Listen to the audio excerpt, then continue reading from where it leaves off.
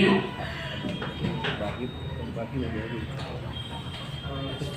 शहीदों के चरणों में नमन करने के साथ, भारत माता को नमन करने के साथ रचना प्रस्तुत करना। गीत हम देश भक्ति के गाते रहे, गुनगुनाते रहे, हे प्रभु बस यही हमको वरदान दो। देश के हित में ही अपना हर कर्म हो, बस यही धर्म हो, यही बस विचारों में अवधान दो। वो जो भारत का जय घोष करते रहे और रहे खेलते खून की होलियां, हाथ से ना तिरंगे को गिरने दिया, जिस्म छलनी बनाती रही गोलियां। हम भी यूं ही तिरंगा लहराते रहे, फहराते रहे, हर जन्म भारतीय मुझको पहचान दो। देश के हित में ही अपना हर कर्म हो, बस यही धर्म हो, यही बस विचारों में अवधान दो। वो जो बचपन में दीवारों में चुन गए, मगर धर्म अपना गंवाया नहीं। थी मंजूर उनको शहादत, मगर सर्वधर्मी के आगे झुकाया नहीं। उठा के जो सर धर्म के मार्ग पर चले हो के निडर, मेरे घर भी ऐसी ही संतान दो।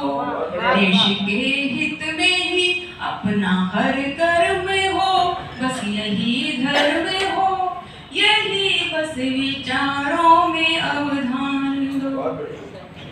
जिसने अंग्रेजों की नींव दी थी हिला, एक ऐसा धमाका थे कर हो गए।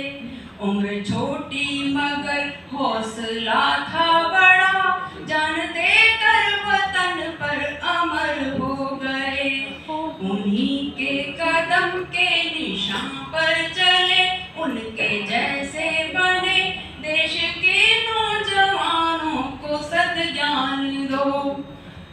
देश के हित में ही अपना हर कर्म हो, बस यही धर्म हो, यही बस विचारों में अवधान दो। और गीत का अंतिम बंद प्रस्तुत कर रही हूँ।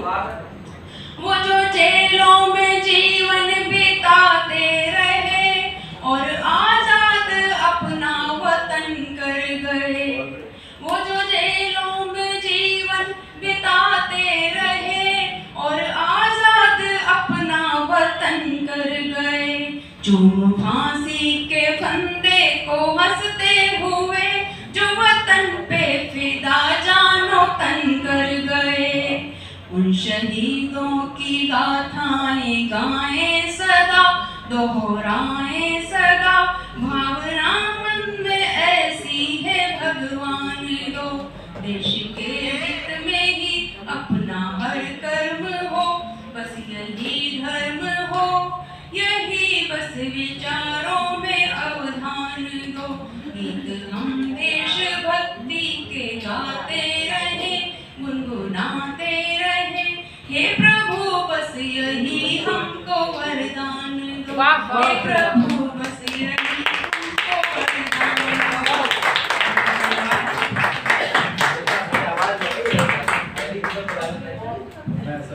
बहुत ही सुंदर काव्य पाठ आपका था हमारे सरिता शर्मा जी का। राजनगर एक्सटेंशन गाजियाबाद से आप आई हैं और बहुत ही सुंदर कार्यक्रम चल रहा है। और जिस उद्देश्य के लिए कार्यक्रम रखा गया था, मुझे लगता है उद्देश्य की प्राप्ति की ओर निरंतर बढ़ रहे हैं और कार्यक्रम समाप्ति की ओर है। लगभग 1 घंटे का कार्यक्रम बचा है। बहुत ही महत्वपूर्ण विषय आप सभी के संज्ञान में मैं लाना चाहूंगा। मोनू भैया बत्रा जी की गौरवपूर्ण उपस्थिति है, आप सभी की उचित और प्रेमी उपस्थिति है। आप में से केवल आपके ही बल्कि पूरे देश भर से मेरे पास कई फोन कॉल आते हैं कईयों ने मुझे कहा कि भैया आपने कई गोष्ठियां कराई, कई सम्मान समारोह कराए, कई बड़े बड़े कवि सम्मेलन कराए, गाजियाबाद के अब तक के इतिहास की सबसे बड़ी मैराथन आपने कराई, राजनगर एक्सटेंशन के अब तक के इतिहास की सबसे बड़ी रामकथा 11 दिवस तक जो चलती रही विगत वर्ष वो भी आपने कराई। हमारी सभी की एक इच्छा है, अर्चना जी, प्रेरणा जी, मैंने कहा क्या इच्छा है कि एक साहित्यिक अधिवेशन भी आपके द्वारा होना चाहिए। मित्रों, ऐसा नहीं कि साहित्यिक अधिवेशन कोई नया कॉन्सेप्ट है या कोई ऐसी बात है जो मैं पहली बार बोल रहा हूं। आप में से कई लोग ऐसे होंगे जो कि न जाने कितने साहित्यिक अधिवेशनों में अब तक गए होंगे, या उसको काव्य कुंभ का नाम दे सकते हैं, उसमें गए होंगे, और ऐसे भी होंगे जो आगे भी जाएंगे। जाना चाहिए, बहुत अच्छी बात है, मैं भी जाता हूं, आगे भी जाता रहूंगा। लेकिन आगामी माह में तीर्थों के तीर्थ, महातीर्थ, भारतवर्ष की आध्यात्मिक राजधानी का गौरव प्राप्त मां गंगा के सुरम्य तट हरिद्वार में हरिद्वार साहित्यिक अधिवेशन 2025 का आयोजन होने का